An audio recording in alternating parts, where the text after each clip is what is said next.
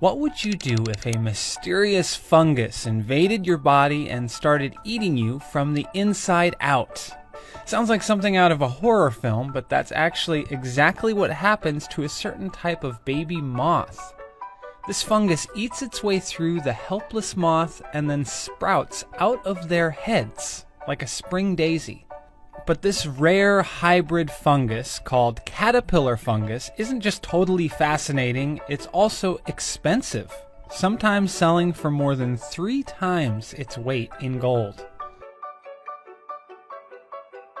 Caterpillar fungus grows in the remote Tibetan Plateau and Himalayan mountains, but that's not the only place you can find it. You can also find it in New York City's Chinatown. Here, nestled among countless drawers of dried mugwort leaves and hibiscus flowers, there it is, a small pile of 50 or so pieces of dried caterpillar fungus. Here, 1 gram of it costs about $30, but that's a steal. Vendors on eBay, for example, will try to get away with listing a gram for $125. The price is so high simply because this hybrid creature is incredibly rare. It shows up only for a few weeks each year in the remote regions of Nepal, Tibet, India, and Bhutan.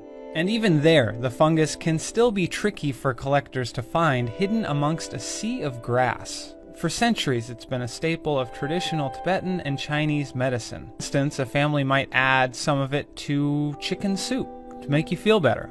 It's even rumored that it can be used as some sort of Himalayan Viagra, though there's little evidence to back that claim up.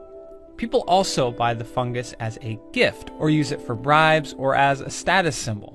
As a result, better-looking pieces fetch a higher price. It's all dependent on exactly the color of the caterpillar fungus, like even say the shape of its body when it died.